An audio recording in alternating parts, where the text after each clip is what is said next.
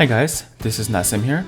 If you're a new player, pets can confuse you, especially because they have so many different skills. So in this video, I want to go over where you can get more pets, what you need to consider when exchanging your pets, and which pet skills are the most important ones. This video was proudly sponsored by LD Player, the perfect Android emulator to play mobile games on your PC. If you guys ever come to my live streams, you probably know that I use LD Player to play Black Desert Mobile. And there's a good reason for that. It's very stable, even with high graphic settings. They even have a customized key map for Black Desert Mobile already. LD Player is so light, you can even play multiple accounts at the same time. When I test stuff in Black Desert Mobile, I use my second account on a second LD player as well. I never had problems. I'm going to leave the download link in the description and in the comments below, so make sure you check it out. So if you go into the menu, there are two menus that are related to pets: Pet Album and Pets. Let's talk about Pet Album first. Then talk about where to get pets, and finally talk about pet skills. So the Pet Album is similar to collections. If you get a specific pet, you earn rewards, but in pet collections, the rewards are always HP or CP, and you won't lose the pets. So when you exchange pets, you shouldn't go for the looks and make sure you get a different pet that you don't own yet. If you are free to play, I know the special pets from events are very valuable, but you can also feed them as material because they do not give us CP from the pet album. You can also get some bonus CP from collecting a certain amount of pets from each tier, so make sure you finish these quickly. So where can we get these pets? So the free way to get them is through events. For example, right now we have the board game event and we can get some pets if we land on these spots.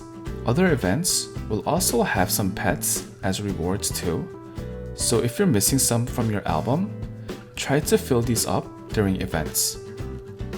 The second free way of getting pets is from Patrigio.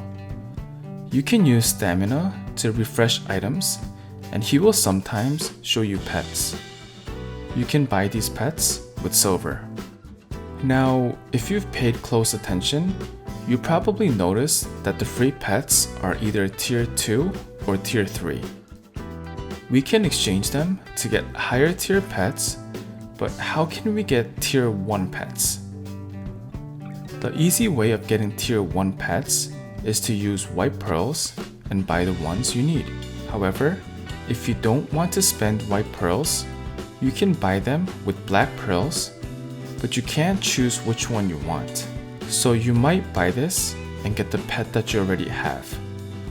If you have more than one of the same pet, you can use them as exchange material. The pet that was not chosen for the appearance is your material because you will lose this pet after the exchange. This is just a side note, but during Black Friday last year, these pets were only 100 white pearls. So if you can wait, I recommend waiting until Thanksgiving. Also, tier 1 extra bonus is not that big of a deal, so I recommend waiting if you can. There is one more way of getting pets for free. The ancient runes can give you baby Kabuas. They can be tiers 1 through 4. I'll talk about them more when we talk about exchanging pets. Now let's look into the exchange system. When you exchange pets, you're looking for two things: a higher tier pet and good skills. Higher tier pets come from RNG, and if you are lucky, you will get the next tier pet. If you fail, you will increase your chance in the next exchange. This is called fail stack. You basically exchange two pets in hopes of getting a higher tier pet. For the appearance, I recommend selecting the pet that you still need for your collections. The other pet that is not selected is your material. I recommend using your baby Kabuas as exchange material first because they do not have collection bonuses. For skills, If you already have good skills on one of your pets, you can decide to keep these skills. Or you can go for totally new skills if all the skills are very bad. Just so you don't get confused, you can also choose to take the skills of the material pet as well. So now you're probably curious about what skills you should be looking for. If you go into pets, you can see that you have 3 tabs. You can set these tabs to have pets with certain skills. For example, my number 1 set is my AP and DP pets. This is used to increase my CP. My number 2 set is my Dark Energy Experience pets. I will go into more details after talking about the type of skills. There are 2 different categories of skills. Skills that all the tiers can have, and special skills that only pets over tier 5 can have. For the special skills, you should look for 3 things: CP, PvP damage, and boss damage. At level 1, CP pets can have a CP of 11 through 21. So try to look for a pet with 21 AP or DP. For free-to-play players, 18 AP or DP is still good enough. The PvP damage skills range from 1% to 4%, and the boss damage skills range from 6% to 12%. This will help you with Path of Glory, Constellations, and boss rushes. For the regular skills, you should look for 2 things: Dark Energy Experience and Field Combat Experience. Obviously, you want them to be 5% at level 1. Here is my recommendation for your pets. For your first set, I recommend using your CP pets. You can use this set when you're farming, so it'll be nice if these pets can also have Field Combat Experience. If you are free to play, don't stress too much on getting max Field Combat Experience. This will use more light vials, so it's okay if it's not 5% at level 1. For your second set, I recommend using pets with maximum Dark Energy Experience points. This way, every time you feed your Black Spirit, you can switch to this set to level up your Black Spirit more efficiently.